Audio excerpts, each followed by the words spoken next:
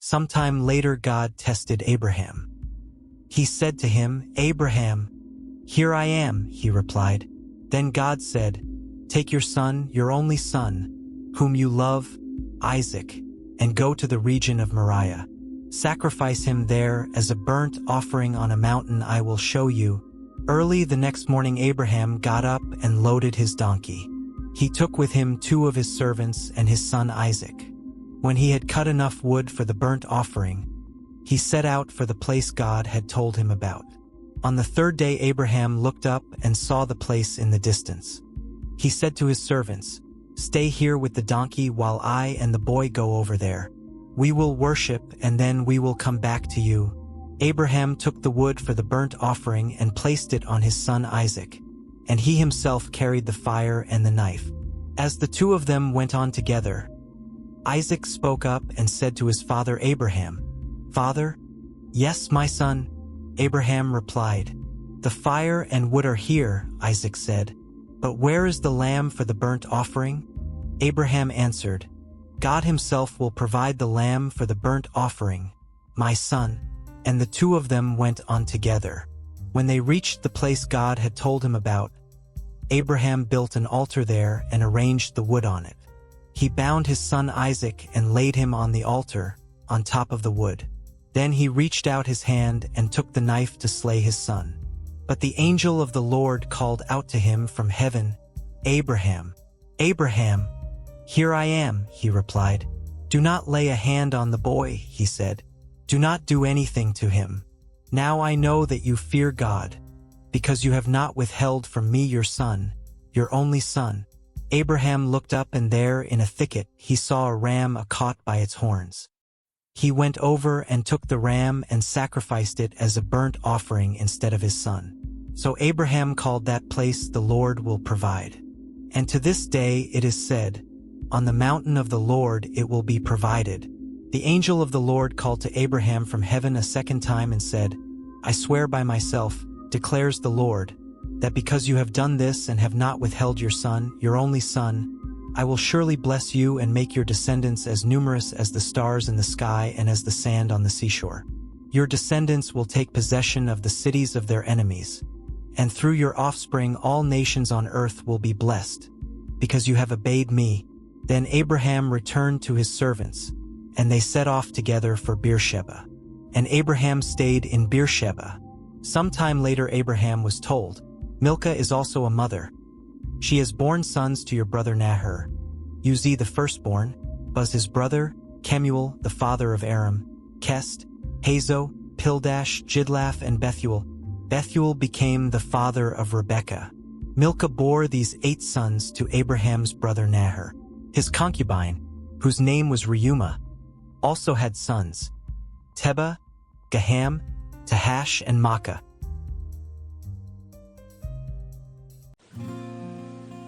Sarah lived to be 127 years old. She died at Kiriath Arba, that is, Hebron, in the land of Canaan. And Abraham went to mourn for Sarah and to weep over her. Then Abraham rose from beside his dead wife and spoke to the Hittites. He said, "I am a foreigner and stranger among you. Sell me some property for a burial site here so I can bury my dead." The Hittites replied to Abraham, "Sir, listen to us. You are a mighty prince among us. Bury your dead in the choicest of our tombs.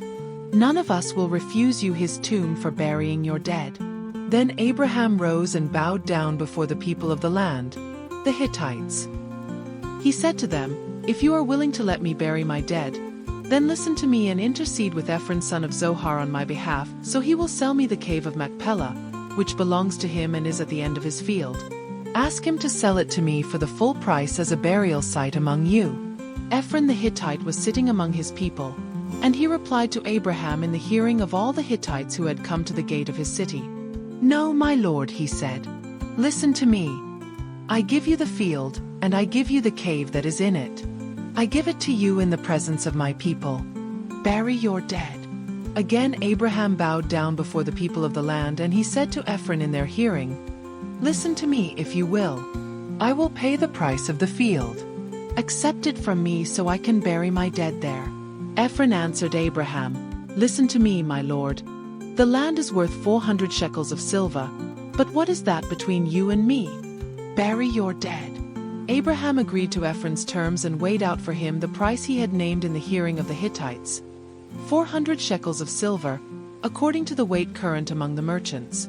So Ephron's field in Machpelah near Mamre, both the field and the cave in it, and all the trees within the borders of the field, was deeded to Abraham as his property in the presence of all the Hittites who had come to the gate of the city.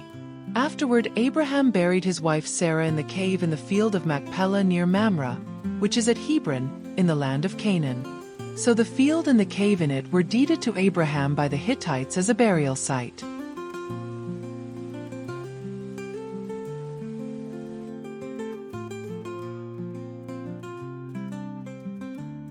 Abraham was now very old, and the Lord had blessed him in every way.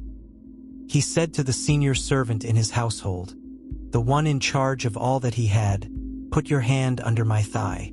I want you to swear by the Lord, the God of heaven and the God of earth, that you will not get a wife for my son from the daughters of the Canaanites, among whom I am living, but will go to my country and my own relatives and get a wife for my son Isaac." The servant asked him, "What if the woman is unwilling to come back with me to this land? Shall I then take your son back to the country you came from?" "Make sure that you do not take my son back there," Abraham said. "The Lord, the God of heaven, who brought me out of my father's household and my native land, and who spoke to me and promised me on oath, saying, 'To your offspring I will give this land.' He will send his angel before you so that you can get a wife for my son from there. If the woman is unwilling to come back with you, then you will be released from this oath of mine. Only do not take my son back there." So the servant put his hand under the thigh of his master Abraham and swore an oath to him concerning this matter. Then the servant left, taking with him 10 of his master's camels loaded with all kinds of good things from his master. He set out for Aram Naharaim and made his way to the town of Nahor. He had the camels kneel down near the well outside the town. It was toward evening, the time the women go out to draw water. Then he prayed, "Lord, God of my master Abraham, make me successful today, and show kindness to my master Abraham. See, I am standing beside this spring, and the daughters of the townspeople are coming out to draw water. May it be that when I say to a young woman, 'Please let down your jar that I may have a drink,' and she says, 'Drink, and I'll water your camels too,' let her be the one you have chosen for your servant Isaac. By this I will know that you have shown kindness to my master." Before he had finished praying, Rebekah came out with her jar on her shoulder. She was the daughter of Bethuel's son of Milcah, who was the wife of Abraham's brother Nahor. The woman was very beautiful, a virgin. No man had ever slept with her. She went down to the spring, filled her jar, and came up again. The servant hurried to meet her and said, "Please give me a little water from your jar." "Drink, my lord," she said, and quickly lowered the jar to her hands and gave him a drink. After she had given him a drink, she said, "I'll draw water for your camels too, until they have had enough to drink." So she quickly emptied her jar into the trough, ran back to the well to draw more water, and drew enough for all his camels. Without saying a word, the man watched her closely to learn whether or not the Lord had made his journey successful. When the camels had finished drinking, the man took out a gold nose ring weighing a beka and 2 gold bracelets weighing 10 shekels. Then he asked, "Whose daughter are you? Please tell me, is there room in your father's house for us to spend the night?" She answered him, "I am the daughter of Bethuel, the son that Milcah bore to Nahor." And she added, "We have plenty of straw and fodder, as well as room for you to spend the night."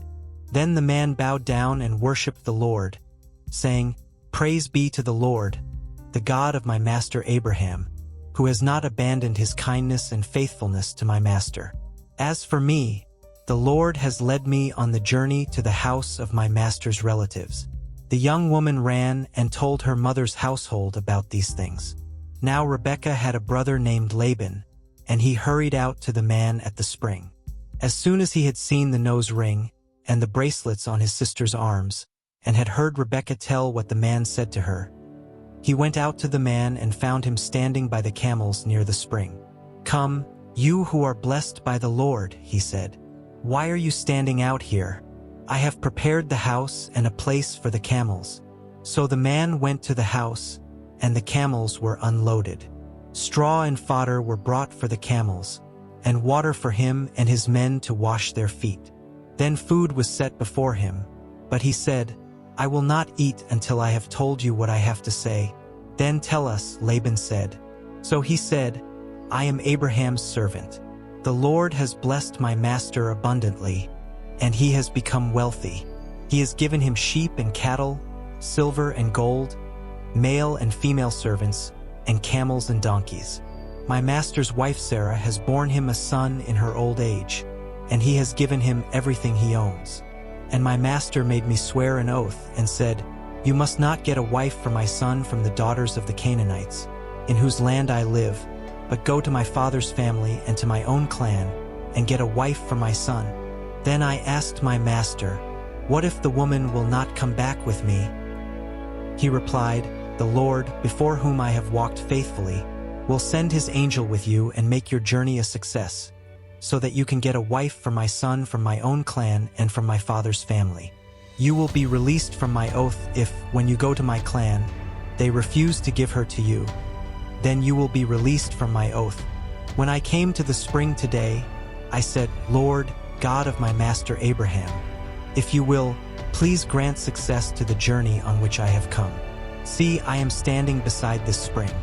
If a young woman comes out to draw water and I say to her, "Please let me drink a little water from your jar," and if she says to me, "Drink, and I'll draw water for your camels too," let her be the one the Lord has chosen for my master's son." Before I finished praying in my heart, Rebekah came out, with her jar on her shoulder. She went down to the spring and drew water, and I said to her, "Please give me a drink."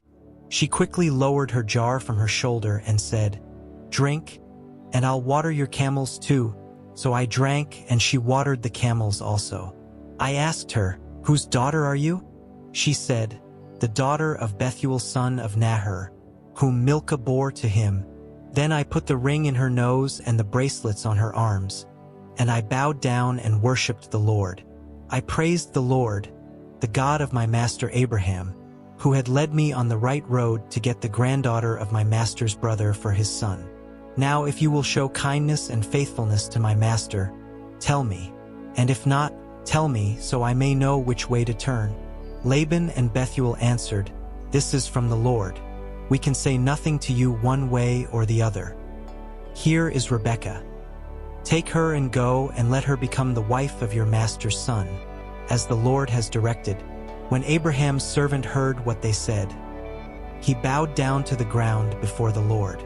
Then the servant brought out gold and silver jewelry and articles of clothing and gave them to Rebekah. He also gave costly gifts to her brother and to her mother. Then he and the men who were with him ate and drank and spent the night there. When they got up the next morning, he said, "Send me on my way to my master."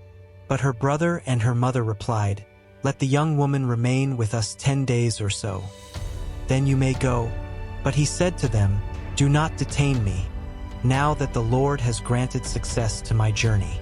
Send me on my way so I may go to my master." Then they said, "Let's call the young woman and ask her about it." So they called Rebekah and asked her, "Will you go with this man?" "I will go," she said. So they sent their sister Rebekah on her way, along with her nurse and Abraham's servant and his men. And they blessed Rebekah and said to her, "Our sister, may you increase to thousands upon thousands. May your offspring possess the cities of their enemies." Then Rebekah and her attendants got ready and mounted the camels and went back with the man. So the servant took Rebekah and left. Now Isaac had come from Beer Lahai Roi, for he was living in the Negev. He went out to the field one evening to meditate, and as he looked up, he saw camels approaching. Rebekah also looked up and saw Isaac. She got down from her camel and asked the servant, "Who is that man in the field coming to meet us?" "He is my master," the servant answered. So she took her veil and covered herself.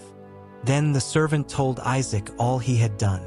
Isaac brought her into the tent of his mother Sarah, and he married Rebekah.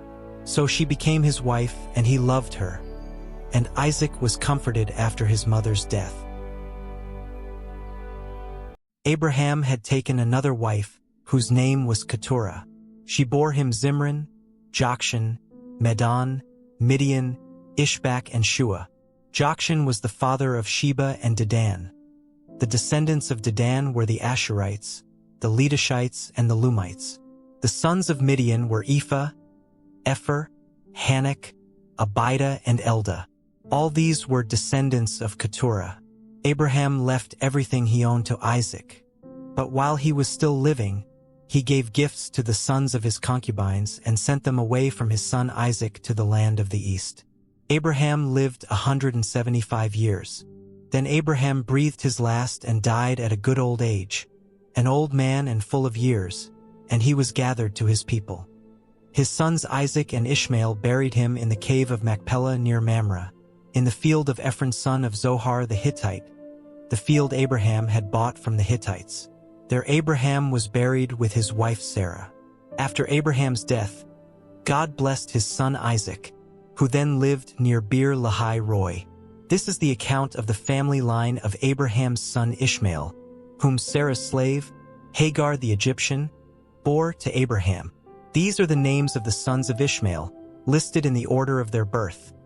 Nebaioth the firstborn of Ishmael, Kedar, Adbeel, Mibsam, Mishma, Duma, Massa, Hadad, Tema, Jetur, Naphish, and Kedema.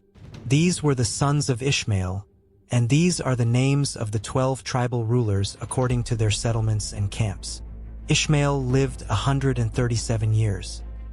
He breathed his last and died, and he was gathered to his people. His descendants settled in the area from Havilah to Shur, near the eastern border of Egypt, as you go toward Ashur. And they lived in hostility toward all the tribes related to them. This is the account of the family line of Abraham's son Isaac. Abraham became the father of Isaac, and Isaac was 40 years old when he married Rebekah daughter of Bethuel the Aramean from Paddan Aram and sister of Laban the Aramean. Isaac prayed to the Lord on behalf of his wife, because she was childless. The Lord answered his prayer, and his wife Rebekah became pregnant. The babies jostled each other within her, and she said, "Why is this happening to me?" So she went to inquire of the Lord. The Lord said to her, "Two nations are in your womb, and two peoples from within you will be separated. One people will be stronger than the other, and the older will serve the younger." When the time came for her to give birth, there were twin boys in her womb. The first to come out was red, and his whole body was like a hairy garment. So they named him Esau. After this, his brother came out, with his hand grasping Esau's heel. So he was named Jacob. Isaac was 60 years old when Rebekah gave birth to them. The boys grew up, and Esau became a skillful hunter, a man of the open country, while Jacob was content to stay at home among the tents. Isaac, who had a taste for wild game, loved Esau, but Rebekah loved Jacob. Once when Jacob was cooking some stew, Esau came in from the open country, famished. He said to Jacob, "Quick, let me have some of that red stew. I'm famished." That is why he was also called Edom. Jacob replied, "First sell me your birthright." "Look, I am about to die," Esau said. "What good is the birthright to me?" But Jacob said, "Swear to me first." So he swore an oath to him, selling his birthright to Jacob. Then Jacob gave Esau some bread and some lentil stew. He ate and drank, and then got up and left. So Esau despised his birthright. Now there was a famine in the land, besides the previous famine in Abraham's time, and Isaac went to Abimelek king of the Philistines in Gerar. The Lord appeared to Isaac and said, "Do not go down to Egypt. Live in the land where I tell you to live. Stay in this land for a while, and I will be with you and will bless you. For to you and your descendants I will give all these lands and will confirm the oath I swore to your father Abraham. I will make your descendants as numerous as the stars in the sky and will give them all these lands, and through your offspring all nations on earth will be blessed, because Abraham obeyed me and did everything I required of him, keeping my commands, my decrees, and my instructions. So Isaac stayed in Gerar. When the men of that place asked him about his wife, he said, "She is my sister," because he was afraid to say, "She is my wife." He thought, "The men of this place might kill me on account of Rebekah, because she is beautiful." When Isaac had been there a long time, Abimelek, king of the Philistines, looked down from a window and saw Isaac caressing his wife Rebekah. So Abimelek summoned Isaac and said, "She is really your wife. Why did you say, 'She is my sister'?"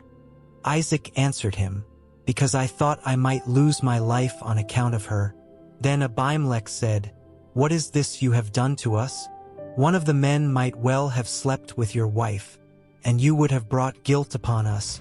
So Abimelek gave orders to all the people, "Anyone who harms this man or his wife shall surely be put to death." Isaac planted crops in that land and the same year reaped 100-fold, because the Lord blessed him. The man became rich, and his wealth continued to grow until he became very wealthy. He had so many flocks and herds and servants that the Philistines envied him. So all the wells that his father's servants had dug in the time of his father Abraham, the Philistines stopped up, filling them with earth. Then Abimelek said to Isaac, "Move away from us. You have become too powerful for us." So Isaac moved away from there and encamped in the valley of Gerar, where he settled. Isaac reopened the wells that had been dug in the time of his father Abraham, which the Philistines had stopped up after Abraham died, and he gave them the same names his father had given them. Isaac's servants dug in the valley and discovered a well of fresh water there. But the herders of Gerar quarreled with those of Isaac and said, "The water is ours." So he named the well Esek because they disputed with him. Then they dug another well, but they quarreled over that one also. So he named it Sitnah. He moved on from there and dug another well, and no one quarreled over it. He named it Rehoboth, saying, "Now the Lord has given us room, and we will flourish in the land." From there he went up to Beersheba. That night the Lord appeared to him and said, "I am the God of your father Abraham. Do not be afraid, for I am with you. I will bless you and will increase the number of your descendants for the sake of my servant Abraham." Isaac built an altar there and called on the name of the Lord. There he pitched his tent, and there his servants dug a well. Meanwhile, Abimelek had come to him from Gerar, with Ahuzzath his personal advisor and Phicol the commander of his forces. Isaac asked them, "Why have you come to me, since you were hostile to me and sent me away?" They answered, "We saw clearly that the Lord was with you. So we said, there ought to be a sworn agreement between us and you. Let us make a treaty with you that you will do us no harm, just as we did not harm you but always treated you well and sent you away peacefully. And now you are blessed by the Lord." Isaac then made a feast for them, and they ate and drank. Early the next morning the men swore an oath to each other. Then Isaac sent them on their way, and they went away peacefully. That day Isaac's servants came and told him about the well they had dug. They said, "We've found water."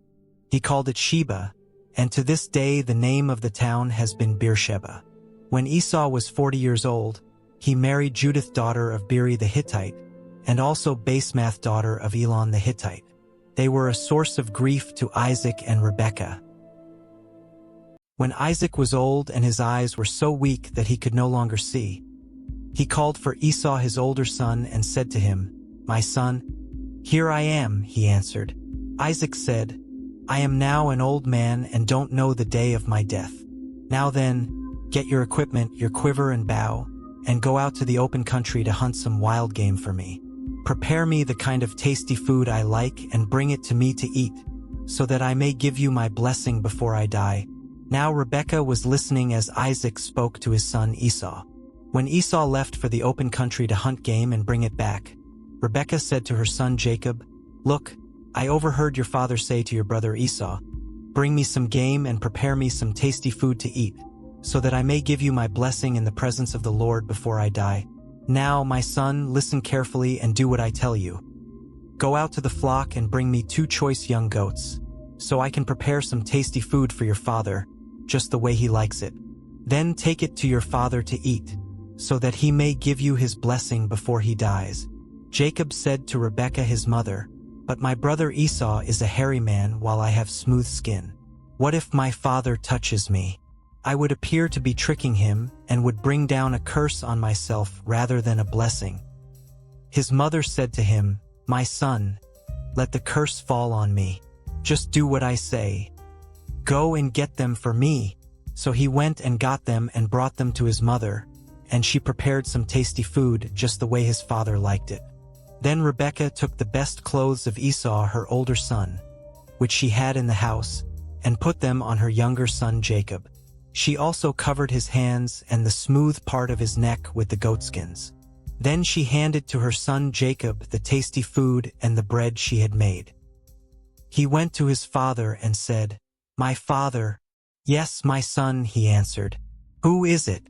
Jacob said to his father, "I am Esau, your firstborn. I have done as you told me. Please sit up and eat some of my game, so that you may give me your blessing." Isaac asked his son, "How did you find it so quickly, my son?" "The Lord your God gave me success," he replied. Then Isaac said to Jacob, "Come near so I can touch you, my son, to know whether you really are my son Esau or not." Jacob went close to his father Isaac, who touched him and said, "The voice is the voice of Jacob, but the hands are the hands of Esau." He did not recognize him, for his hands were hairy like those of his brother Esau. So he proceeded to bless him. "Are you really my son Esau?" he asked. "I am," he replied.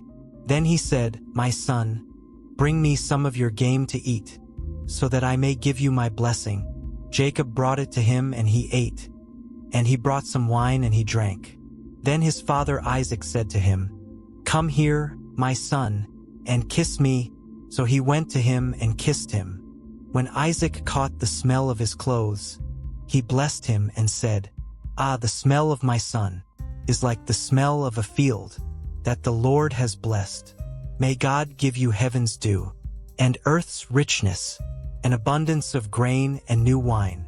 May nations serve you, and peoples bow down to you. Be Lord over your brothers, and may the sons of your mother bow down to you. May those who curse you be cursed, and those who bless you be blessed." After Isaac finished blessing him, and Jacob had scarcely left his father's presence, his brother Esau came in from hunting. He too prepared some tasty food and brought it to his father. Then he said to him, "My father, please sit up and eat some of my game, so that you may give me your blessing." His father Isaac asked him, "Who are you?" "I am your son," he answered, "your firstborn, Esau." Isaac trembled violently and said, "Who was it, then, that hunted game and brought it to me? I ate it just before you came, and I blessed him. And indeed he will be blessed." When Esau heard his father's words, he burst out with a loud and bitter cry and said to his father, "Bless me." "Me too, my father." But he said, "Your brother came deceitfully and took your blessing." Esau said, "Isn't he rightly named Jacob?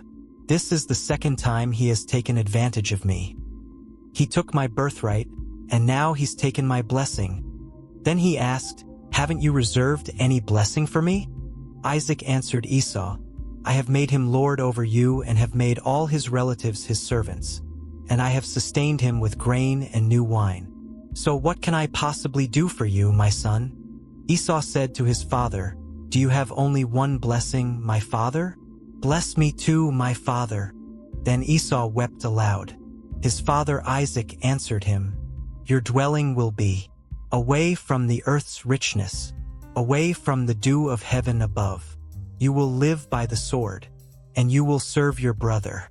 But when you grow restless, you will throw his yoke from off your neck." Esau held a grudge against Jacob because of the blessing his father had given him. He said to himself, "The days of mourning for my father are near. Then I will kill my brother Jacob." When Rebekah was told what her older son Esau had said, she sent for her younger son Jacob and said to him, "Your brother Esau is planning to avenge himself by killing you. Now then, my son, do what I say. Flee at once to my brother Laban in Haran. Stay with him for a while until your brother's fury subsides. When your brother is no longer angry with you and forgets what you did to him, I'll send word for you to come back from there. Why should I lose both of you in one day?" Then Rebekah said to Isaac, "I'm disgusted with living because of these Hittite women. If Jacob takes a wife from among the women of this land, from Hittite women like these, my life will not be worth living." So Isaac called for Jacob and blessed him. Then he commanded him, "Do not marry a Canaanite woman. Go at once to Paddan Aram, to the house of your mother's father Bethuel. Take a wife for yourself there, from among the daughters of Laban, your mother's brother. May God Almighty bless you and make you fruitful and increase your numbers until you become a community of peoples. May he give you and your descendants the blessing given to Abraham, so that you may take possession of the land where you now reside as a foreigner, the land God gave to Abraham." Then Isaac sent Jacob on his way, and he went to Paddan Aram, to Laban son of Bethuel the Aramean, the brother of Rebekah, who was the mother of Jacob and Esau. Now Esau learned that Isaac had blessed Jacob and had sent him to Paddan Aram to take a wife from there, and that when he blessed him he commanded him, "Do not marry a Canaanite woman," and that Jacob had obeyed his father and mother and had gone to Paddan Aram. Esau then realized how displeasing the Canaanite women were to his father Isaac. So he went to Ishmael and married Mahalath, the sister of Nebaioth and daughter of Ishmael son of Abraham, in addition to the wives he already had. Jacob left Beersheba and set out for Haran. When he reached a certain place, he stopped for the night because the sun had set. Taking one of the stones there, he put it under his head and lay down to sleep. He had a dream in which he saw a stairway resting on the earth, with its top reaching to heaven, and the angels of God were ascending and descending on it. There above it stood the Lord, and he said, "I am the Lord, the God of your father Abraham and the God of Isaac. I will give you and your descendants the land on which you are lying. Your descendants will be like the dust of the earth, and you will spread out to the west and to the east, to the north and to the south. All peoples on earth will be blessed through you and your offspring. I am with you and will watch over you wherever you go, and I will bring you back to this land. I will not leave you until I have done what I have promised you." When Jacob awoke from his sleep, he thought, "Surely the Lord is in this place, and I was not aware of it." He was afraid and said, "How awesome is this place! This is none other than the house of God. This is the gate of heaven." Early the next morning Jacob took the stone he had placed under his head and set it up as a pillar and poured oil on top of it. He called that place Bethel, though the city used to be called Luz. Then Jacob made a vow, saying, "If God will be with me and will watch over me on this journey I am taking and will give me food to eat and clothes to wear so that I return safely to my father's household, then the Lord will be my God, and this stone that I have set up as a pillar will be God's house. And of all that you give me I will give you a tenth." Then Jacob continued on his journey and came to the land of the eastern peoples. There he saw a well in the open country, with 3 flocks of sheep lying near it because the flocks were watered from that well. The stone over the mouth of the well was large. When all the flocks were gathered there, the shepherds would roll the stone away from the well's mouth and water the sheep. Then they would return the stone to its place over the mouth of the well. Jacob asked the shepherds, "My brothers, where are you from?" "We're from Haran," they replied. He said to them, "Do you know Laban, Nahor's grandson?" "Yes, we know him," they answered. Then Jacob asked them, "Is he well?" "Yes, he is," they said. "And here comes his daughter Rachel with the sheep." "Look," he said, "the sun is still high. It is not time for the flocks to be gathered. Water the sheep and take them back to pasture." "We can't," they replied, "until all the flocks are gathered and the stone has been rolled away from the mouth of the well. Then we will water the sheep." While he was still talking with them, Rachel came with her father's sheep, for she was a shepherd. When Jacob saw Rachel, daughter of his uncle Laban, and Laban's sheep, he went over and rolled the stone away from the mouth of the well and watered his uncle's sheep. Then Jacob kissed Rachel and began to weep aloud. He had told Rachel that he was a relative of her father and a son of Rebekah. So she ran and told her father. As soon as Laban heard the news about Jacob, his sister's son, he hurried to meet him. He embraced him and kissed him and brought him to his home, and there Jacob told him all these things. Then Laban said to him, "You are my own flesh and blood." After Jacob had stayed with him for a whole month, Laban said to him, "Just because you are a relative of mine, should you work for me for nothing? Tell me what your wages should be." Now Laban had 2 daughters. The name of the older was Leah, and the name of the younger was Rachel. Leah had weaker eyes, but Rachel had a lovely figure and was beautiful. Jacob was in love with Rachel and said, "I'll work for you 7 years in return for your younger daughter Rachel." Laban said, "It's better that I give her to you than to some other man. Stay here with me." So Jacob served 7 years to get Rachel, but they seemed like only a few days to him because of his love for her. Then Jacob said to Laban, "Give me my wife. My time is completed, and I want to make love to her." So Laban brought together all the people of the place and gave a feast. But when evening came, he took his daughter Leah and brought her to Jacob, and Jacob made love to her. And Laban gave his servant Zilpah to his daughter as her attendant. When morning came, there was Leah. So Jacob said to Laban, "What is this you have done to me? I served you for Rachel, didn't I? Why have you deceived me?" Laban replied, "It is not our custom here to give the younger daughter in marriage before the older one. Finish this daughter's bridal week. Then we will give you the younger one also, in return for another 7 years of work." And Jacob did so. He finished the week with Leah, and then Laban gave him his daughter Rachel to be his wife. Laban gave his servant Bilhah to his daughter Rachel as her attendant. Jacob made love to Rachel also, and his love for Rachel was greater than his love for Leah. And he worked for Laban another 7 years. When the Lord saw that Leah was not loved, he enabled her to conceive, but Rachel remained childless. Leah became pregnant and gave birth to a son. She named him Reuben, for she said, "It is because the Lord has seen my misery. Surely my husband will love me now." She conceived again, and when she gave birth to a son she said, "Because the Lord heard that I am not loved, he gave me this one too." So she named him Simeon. Again she conceived, and when she gave birth to a son she said, "Now at last my husband will become attached to me, because I have borne him 3 sons." So he was named Levi. She conceived again, and when she gave birth to a son she said, "This time I will praise the Lord." So she named him Judah. Then she stopped having children.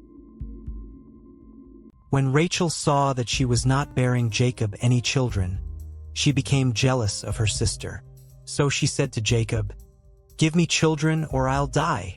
Jacob became angry with her and said, "Am I in the place of God, who has kept you from having children?"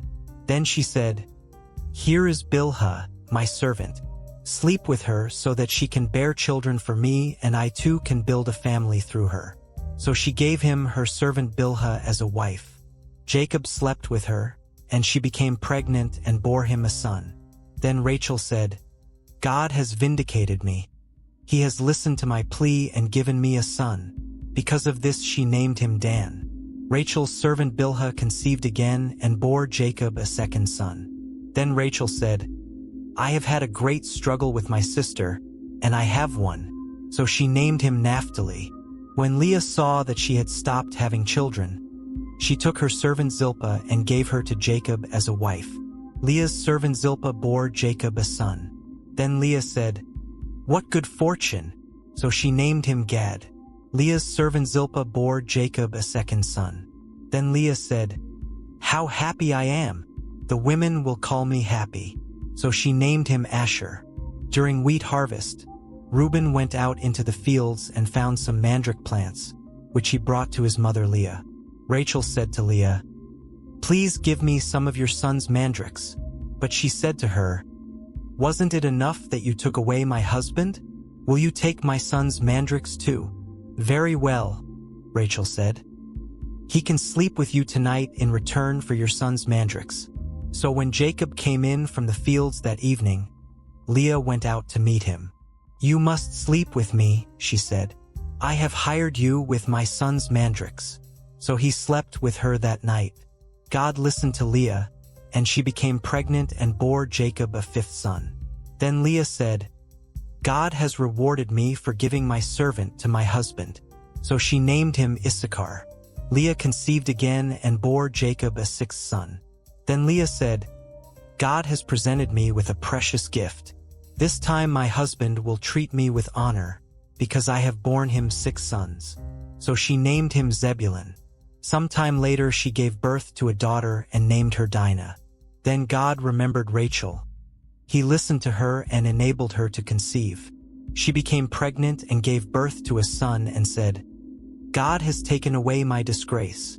She named him Joseph and said, "May the Lord add to me another son." After Rachel gave birth to Joseph, Jacob said to Laban, "Send me on my way so I can go back to my own homeland. Give me my wives and children, for whom I have served you, and I will be on my way. You know how much work I've done for you." But Laban said to him, "If I have found favor in your eyes, please stay. I have learned by divination that the Lord has blessed me because of you." He added, "Name your wages, and I will pay them." Jacob said to him, "You know how I have worked for you and how your livestock has fared under my care. The little you had before I came has increased greatly, and the Lord has blessed you wherever I have been. But now, when may I do something for my own household? What shall I give you?" he asked. "Don't give me anything," Jacob replied. "But if you will do this one thing for me, I will go on tending your flocks and watching over them. Let me go through all your flocks today and remove from them every speckled or spotted sheep, every dark-colored lamb and every spotted or speckled goat. They will be my wages, and my honesty will testify for me in the future whenever you check on the wages you have paid me. Any goat in my possession that is not speckled or spotted, or any lamb that is not dark-colored, will be considered stolen." "Agreed," said Laban. "Let it be as you have said." That same day he removed all the male goats that were streaked or spotted, and all the speckled or spotted female goats, all that had white on them, and all the dark-colored lambs, and he placed them in the care of his sons. Then he put a 3-day journey between himself and Jacob, while Jacob continued to tend the rest of Laban's flocks. Jacob, however, took fresh-cut branches from poplar, almond, and plane trees and made white stripes on them by peeling the bark and exposing the white inner wood of the branches. Then he placed the peeled branches in all the watering troughs, so that they would be directly in front of the flocks when they came to drink. When the flocks were in heat and came to drink, they mated in front of the branches, and they bore young that were streaked or speckled or spotted. Jacob set apart the young of the flock by themselves, but made the rest face the streaked and dark-colored animals that belonged to Laban. Thus he made separate flocks for himself and did not put them with Laban's animals. Whenever the stronger females were in heat, Jacob would place the branches in the troughs in front of the animals so they would mate near the branches. But if the animals were weak, he would not place them there. So the weak animals went to Laban and the strong ones to Jacob. In this way the man grew exceedingly prosperous and came to own large flocks, and female and male servants, and camels and donkeys. Jacob heard that Laban's sons were saying, "Jacob has taken everything our father owned and has gained all this wealth from what belonged to our father." And Jacob noticed that Laban's attitude toward him was not what it had been. Then the Lord said to Jacob, "Go back to the land of your fathers and to your relatives, and I will be with you." So Jacob sent word to Rachel and Leah to come out to the fields where his flocks were. He said to them, "I see that your father's attitude toward me is not what it was before, but the God of my father has been with me. You know that I've worked for your father with all my strength, yet your father has cheated me by changing my wages 10 times. However, God has not allowed him to harm me. If he said, 'The speckled ones will be your wages,' then all the flocks gave birth to speckled young. And if he said, 'The streaked ones will be your wages,' then all the flocks bore streaked young. So God has taken away your father's livestock and has given them to me. In breeding season I once had a dream in which I looked up and saw that the male goats mating with the flock were streaked, speckled, or spotted. The angel of God said to me in the dream, "Jacob." I answered, "Here I am." And he said, "Look up and see that all the male goats mating with the flock are streaked, speckled, or spotted. For I have seen all that Laban has been doing to you. I am the God of Bethel, where you anointed a pillar and where you made a vow to me. Now leave this land at once and go back to your native land." Then Rachel and Leah replied, "Do we still have any share in the inheritance of our father's estate? Does he not regard us as foreigners? Not only has he sold us, but he has used up what was paid for us. Surely all the wealth that God took away from our father belongs to us and our children. So do whatever God has told you." Then Jacob put his children and his wives on camels, and he drove all his livestock ahead of him, along with all the goods he had accumulated in Paddan Aram, to go to his father Isaac in the land of Canaan. When Laban had gone to shear his sheep, Rachel stole her father's household gods. Moreover, Jacob deceived Laban the Aramean by not telling him he was running away. So he fled with all he had, crossed the Euphrates River, and headed for the hill country of Gilead. On the third day Laban was told that Jacob had fled. Taking his relatives with him, he pursued Jacob for 7 days and caught up with him in the hill country of Gilead. Then God came to Laban the Aramean in a dream at night and said to him, "Be careful not to say anything to Jacob, either good or bad." Jacob had pitched his tent in the hill country of Gilead when Laban overtook him, and Laban and his relatives camped there too. Then Laban said to Jacob, "What have you done? You've deceived me, and you've carried off my daughters like captives in war. Why did you run off secretly and deceive me? Why didn't you tell me, so I could send you away with joy and singing to the music of timbrels and harps? You didn't even let me kiss my grandchildren and my daughters goodbye. You have done a foolish thing. I have the power to harm you. But last night the God of your father said to me, 'Be careful not to say anything to Jacob, either good or bad.' Now you have gone off because you long to return to your father's household. But why did you steal my gods?" Jacob answered Laban, "I was afraid because I thought you would take your daughters away from me by force. But if you find anyone who has your gods, that person shall not live. In the presence of our relatives, see for yourself whether there is anything of yours here with me, and if so, take it." Now Jacob did not know that Rachel had stolen the gods. So Laban went into Jacob's tent and into Leah's tent and into the tent of the 2 female servants. But he found nothing. After he came out of Leah's tent, he entered Rachel's tent. Now Rachel had taken the household gods and put them inside her camel's saddle and was sitting on them. Laban searched through everything in the tent but found nothing. Rachel said to her father, "Don't be angry, my lord, that I cannot stand up in your presence. I'm having my period." So he searched but could not find the household gods. Jacob was angry and took Laban to task. "What is my crime?" he asked Laban. "How have I wronged you that you hunt me down? Now that you have searched through all my goods, what have you found that belongs to your household? Put it here in front of your relatives and mine, and let them judge between the 2 of us. I have been with you for 20 years now. Your sheep and goats have not miscarried, nor have I eaten rams from your flocks. I did not bring you animals torn by wild beasts. I bore the loss myself, and you demanded payment from me for whatever was stolen by day or night. This was my situation. The heat consumed me in the daytime and the cold at night, and sleep fled from my eyes. It was like this for the 20 years I was in your household. I worked for you 14 years for your 2 daughters and 6 years for your flocks, and you changed my wages 10 times.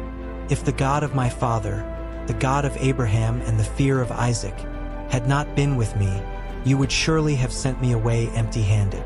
But God has seen my hardship and the toil of my hands, and last night he rebuked you."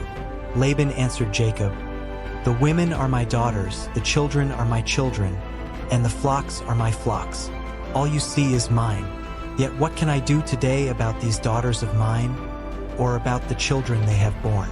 Come now, let's make a covenant, you and I, and let it serve as a witness between us." So Jacob took a stone and set it up as a pillar. He said to his relatives, "Gather some stones." So they took stones and piled them in a heap, and they ate there by the heap. Laban called it Jegar-Sahadutha, and Jacob called it Galeed. Laban said, "This heap is a witness between you and me today." That is why it was called Galeed. It was also called Mizpah, because he said, "May the Lord keep watch between you and me when we are away from each other. If you mistreat my daughters, or if you take any wives besides my daughters, even though no one is with us, remember that God is a witness between you and me." Laban also said to Jacob, "Here is this heap, and here is this pillar I have set up between you and me. This heap is a witness, and this pillar is a witness, that I will not go past this heap to your side to harm you, and that you will not go past this heap and pillar to my side to harm me. May the God of Abraham and the God of Nahor, the God of their father, judge between us." So Jacob took an oath in the name of the fear of his father Isaac.